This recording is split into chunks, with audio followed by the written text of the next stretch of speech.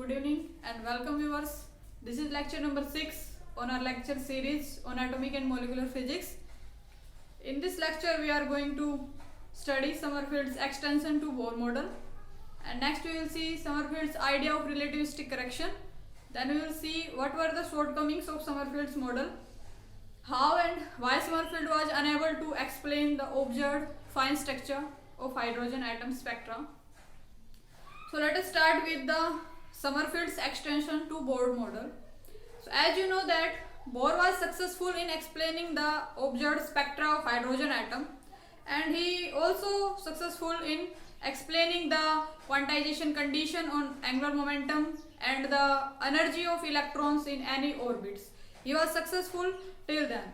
But what was the shortcomings of Bohr model was he was unable to explain the fine structure of hydrogen atom. So next you should ask, what is fine structure? So let us see what is fine structure and why and how Bohr was unable to explain these fine structures, and how Sommerfeld tried to explain these fine structures. Let us see these terms step by step.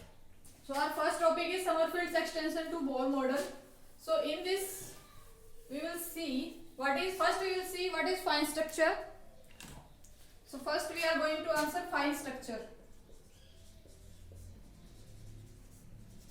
What is fine structure? So you know that in case of Balmer series, the transition was in between. In case of Balmer series, the transition was in between, and third to second level in between the transition, and on the wave number scale there correspond a line corresponding to this transition. So what was observed later, that this line under high resolution instrument, under high resolution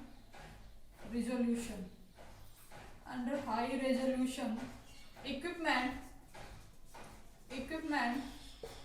is, this line is composed of, it was observed that this line is not a single line, this line is composed of closely spaced lines. This was the picture of this line under high resolution equipment.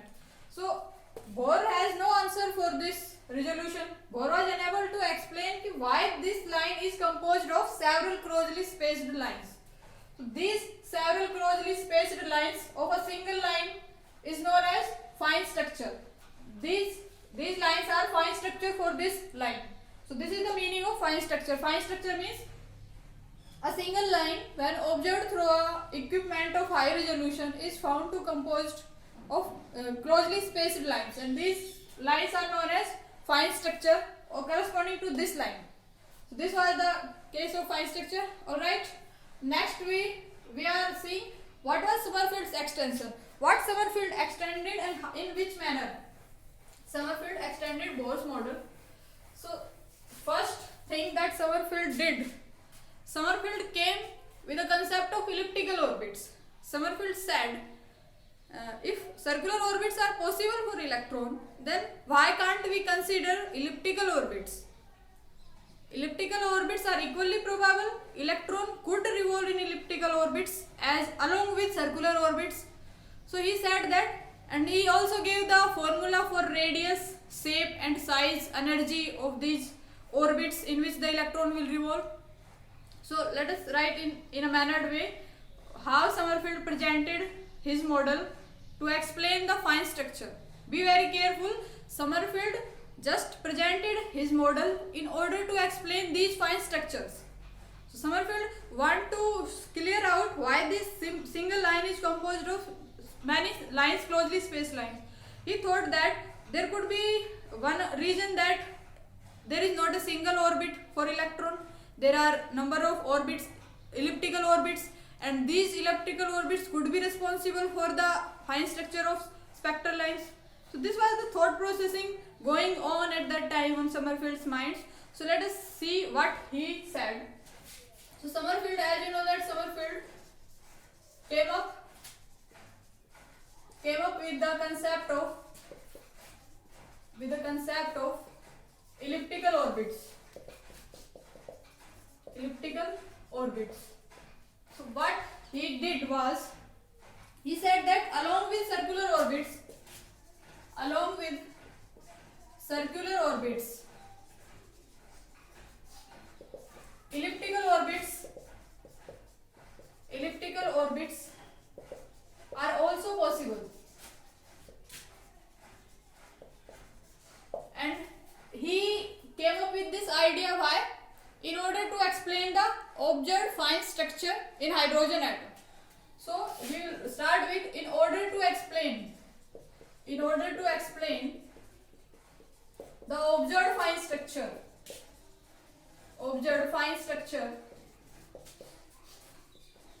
in hydrogen spectra. Sommerfeld came up with the concept of elliptical orbits. So we will see next. It was asked, if electron is revolving in elliptical orbits, then what would be the position of nucleus? Where nucleus will found and where electron will found? Tell us about the position and location of electron and nuclei. Then he also gave the formula for the, as electron revolves in elliptical orbits, then there should be the value of eccentricity, major axis and minor axis for the electron. So he has a formula for its semi-major axis and semi-minor axis. You can say that he located the electron. So how he located the electron? Let us see. So he said that suppose electron revolves in a elliptical path, then he said that nucleus will be found at any one of the foci of that elliptical orbit. Let us consider a case electron of charge E is revolving in around a nucleus of charge Ze. Then how these elliptical orbits he made in a manner? He said that electron will revolve in an elliptical orbit. Suppose here is an electron, and he next he said that nucleus will be, these are the axis, major axis for this ellipse, and this is the minor axis, and there are two foci in this ellipse. And he said that nucleus could be at any foci of this ellipse. Let's say here is nucleus of charge Ze, and now let us join. This is the location of electron R. Now in case if we compare this with the Bohr model of hydrogen atom, electron revolves around the nucleus in a circular path, and this is the distance between nucleus and electron. In this case, as electron revolves in a circular path, so only one coordinate was sufficient to locate the position of electron, right? Because electron is revolving in a circular path, so only R is sufficient to tell about the location of electron.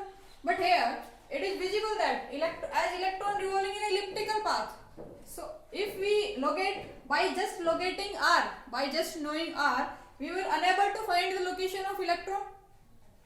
Am I right? Right, absolutely. Because if electron is revolving in a elliptical orbit, so only R is not sufficient. There is another coordinate. What that coordinate? Let's say this is the coordinate angular displacement theta. So if we know the R and theta for electron, we can locate the position of electron, right? So there are two coordinates, R and theta, two coordinates which are periodic function of time, and which are required to locate the electron in this orbit where the electron will found. R and theta are required. So there are two coordinates, right? Next we also have a condition. In our previous lecture we have Wilson-Sommerfeld quantization condition. What this condition says, if a coordinate of any system is a periodic function of time, then it should possess a quantum condition, it should follow. So here we have two coordinates R and theta, so there will be two quantum conditions on each of the coordinates R and theta. By applying Wilson-Sommerfeld condition, by Wilson-Sommerfeld quantization condition, what we have? Here we have two coordinates R and theta. So corresponding to this coordinate, suppose we have the momenta corresponding to this coordinate is PR, and corresponding to this we have the momenta P theta. Then these coordinates independently will satisfy conditions. What that condition was? The closed integral over PR dr will be NH integral multiple of Planck's constant nh. So here it will be like this. And for p theta there will be also a condition. P theta d theta will be kh. Here k is a new number introduced by Sommerfeld. So here n is, as given by Sommerfeld, is a principal quantum number. N is principal quantum number. N is principal quantum number. And k is azimuthal quantum number. K is azimuthal quantum number. K is azimuthal quantum number. These quantum numbers n and k is given by Sommerfeld. How these quantum numbers relate is also given by, for a given value of n. Suppose given value of n, the value of k will be 1 to n. For n is equals to n, we have the value of k from 1 to n. If we have n is equals to 2, then the value of k will be 1 and 2. There are two values for a given value of n. So, behind the concept of quantum numbers, Sommerfeld didn't had any strong basis. He just arbitrarily took these quantum numbers in order to satisfy this condition. At that time he hadn't any strong basis to explain why he had introduced these quantum numbers. He just arbitrarily took these quantum numbers. So this was the condition followed by these two coordinates. So this condition is nothing but Bohr's quantization of angular momentum. It is easily clear. D theta integral is 2 pi. This is kh, and this is nothing but kh cross. This is angular momentum, quantization of angular momentum. So this is nothing but Bohr's quantization condition. So this is from, this condition was given by Sommerfeld. So next what Sommerfeld said, next he gave the value of its semi-major axis and semi-minor axis. This is the value of A and B, and he gave by complicated mathematical calculations. We are just extracting the result here because this theory was not successful in explaining the fine structure. Hence we will not go deep inside this theory. We will just talk about the results of these theories.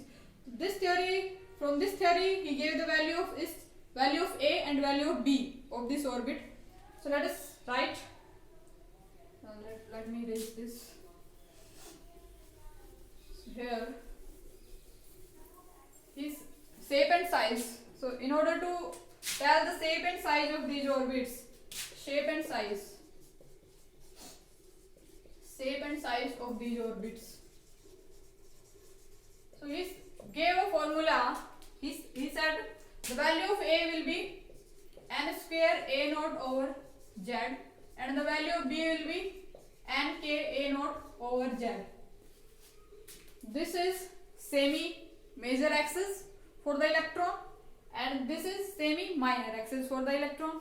Next he also gave a condition.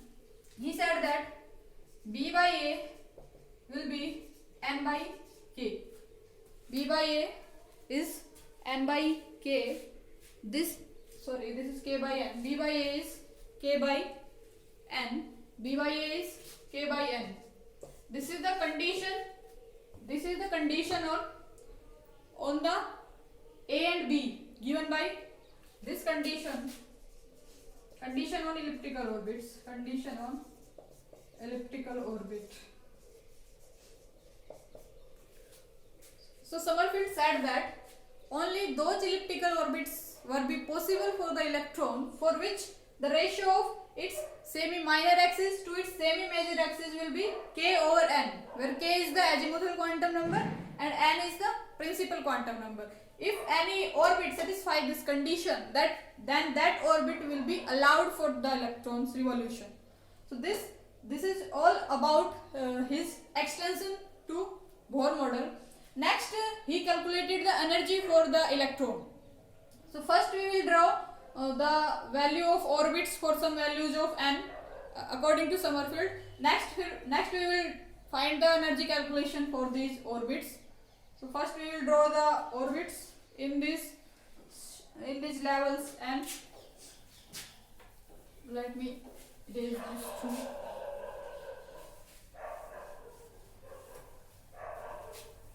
Summerfield's extension is going on. Summerfield's extension.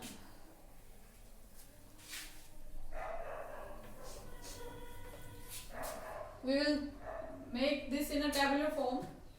So here we will write the value of n, the value of k, then we will write the value for a, then we will write the value for b, and then we will write this shape of that orbit. Here we will make the shape of the orbit. Let's say for n is equals to 1. N is equals to 1. What will be the value of k? Value of k is from 1 to n. So here n is 1, so value will be 1, and the value of a is equals to n square a naught over z. So let's say we are taking in case of hydrogen atom, z is equals to 1, then the value of a will be a naught, a is a naught, and the value of b is nk over z a naught. So here z is 1 and value of n and k both 1. So here b is also a naught. The value of semi-major and semi-minor axes are equal. It means this is what this shape will be. Shape of a circle. This will circle with value of radius a naught. And a naught is nothing but you know that Bohr's first radius, and this value is equals to 0.53 angstrom, as much small. This is Bohr's first radius in hydrogen atom. So this is the shape for n is equals to 1 according to Summerfield. Next, for n is equals to 2. What are the possible values of k? Is 2 and 1. For 2, the value of a will be 4 a naught, and the value of b will be 2 into 2, 4 a naught. What will be the shape corresponding to this shape of a circle of radius 4 a naught? We have a quite larger circle with 4 a naught radius. Now corresponding to this value of k is equals to 1 and n is equals to 2, what we will have? A is equals to 4 a naught, and the b is equals to b is 2, n is equals to 2, k is 1, 2 a naught. This shape is of ellipse, so we will have a elliptical shape in this case. Let us draw here. We are just drawing inside this. This is the ellipse of semi-minor axis 2a naught. Let's say this is 2a naught.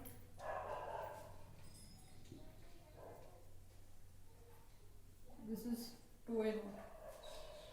And nucleus is at one of the foci.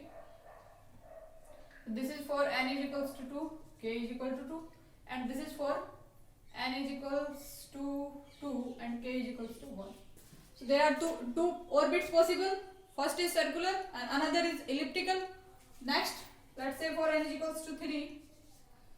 So n is equals to 3, we have the value of k are 3, 2 and 1. For 3, what will be the value of a? Is 9a naught. What will be the value of b? 9, 3 into 3, 9a naught. What will be the shape? Circular of radius, quite larger. Let me make quite larger. Let's say this is 9a naught. Clear? For n is equal to 2, the value of a will be and n is 3, and the value of a will be also 9a naught, and k is 2. So in this case 6 of a naught. The shape will be ellipse of semi-minor axis 6a naught. So let us draw 6a naught. Let me draw this quite circular in shape. This is not a perfect sphere.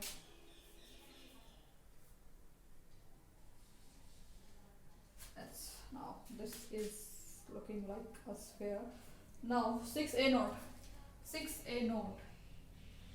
Let's say this is 6a naught. Now Now the ellipse will be